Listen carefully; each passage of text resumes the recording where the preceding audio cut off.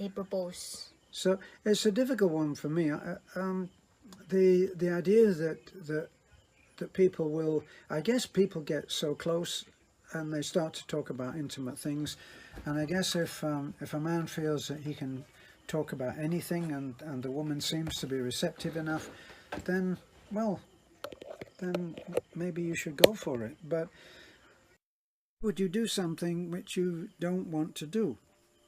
Yeah. And the unfortunate thing is that this may really be his thing. And he's already talking to you about teaching you everything about all alternate ways of doing it. One of them being oral sex.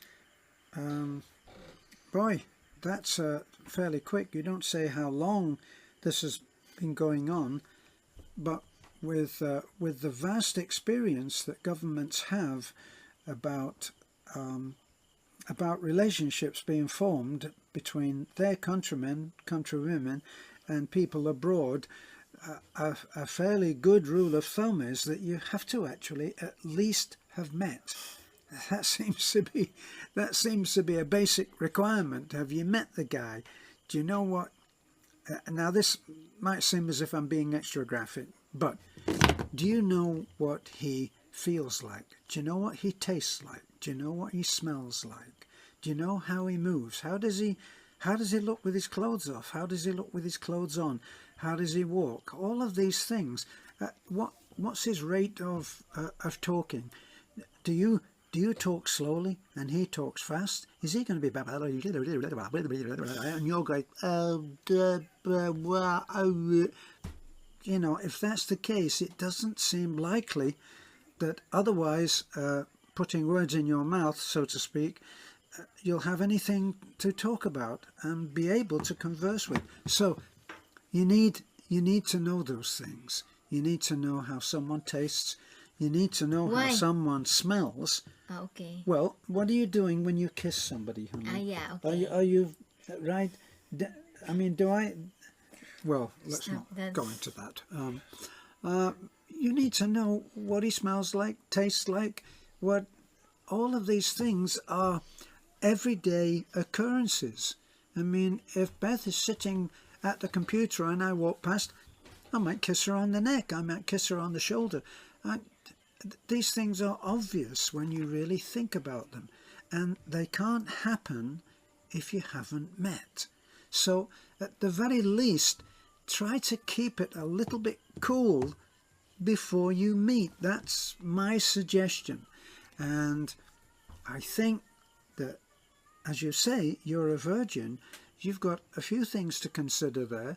You've got, certainly, are you going to be bought for the price of an engagement ring? Is that what's the promise? Maybe that there's a lot of engagement rings that never ever find their way into a marriage. Just remember that, okay? Yeah. Beth? I think I have no comment about it. Yeah, so it's quite a bit difficult, right? I think, how would I'm gonna say it? I'll work on it. Okay. We've got a moment or two. I think you need to be honest with him. If you research, if you look at on the internet about it, and then you don't like it, because yeah, it's quite a bit dirty. Quite dirty. No, it's just yeah, because I think when you as you said, because you don't want it, so I'm as what you said, it's bastos.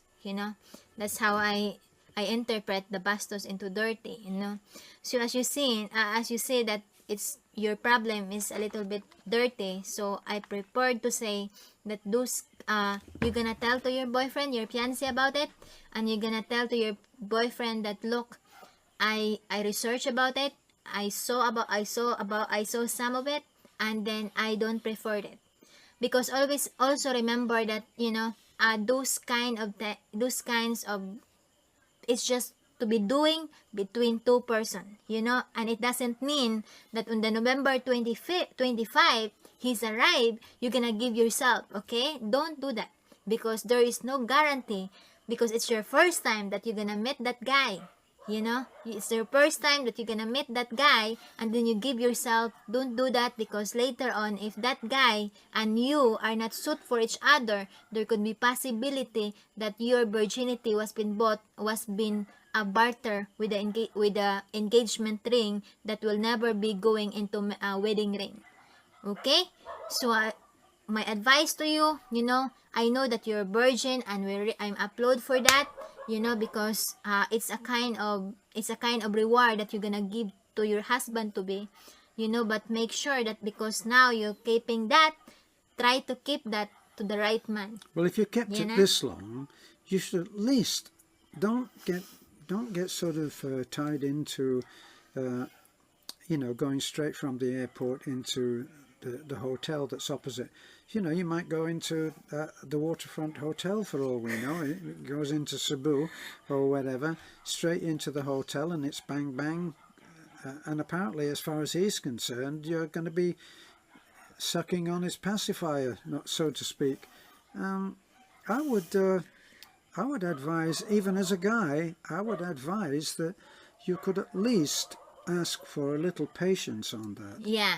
So, you know, we're still in October right. 17. You know, we're still in October 18. So my advice to you is, write to your boyfriend, talk to your boyfriend, to your fiance, and say that, look, I don't like this idea. I am a Filipina. I am a conservative, and at the same time, it's my first experience, if it's gonna be happen, and I don't like it.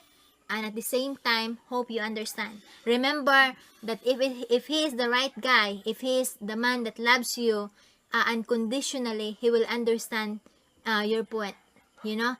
And always remember that relationship is not just all about that sex, but at the same time, it's about understanding. Because yeah, you're compatible on sex, but you're not in good you always been argue in the day, but you're reconciled in the night, then that might be a nice idea, that you could talk to him. Yeah. At least you should be able to have long conversations. Yeah. and agree on a number of things, or agree to disagree on a number of things. But I think, why don't you just say to him, not yet. Yeah. Be patient. Not yet. Don't go in.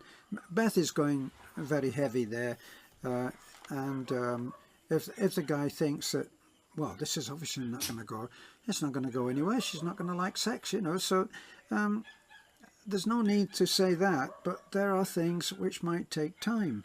Yeah. And if you are a virgin, boy, doing the thing might be a big challenge for you, as you may have seen on some of our other advice letters, you know. This is the first time, and it should be a tender, loving moment between two people who have committed to each other. That's the ideal scene. That's what they call the ideal scene.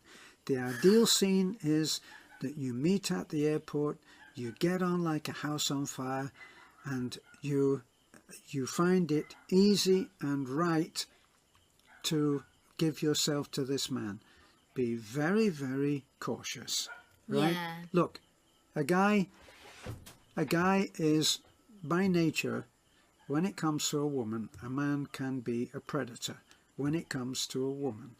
All right? So it's his job to win you over, and it's your job to find out whether this is the one that you want to be won over by, okay? Yeah, and at the same time, you know, always be, what do you call that, Han? I'm waiting for you to tell me. This is your first time that you met him, and you never know exactly who really he is when the two of you together.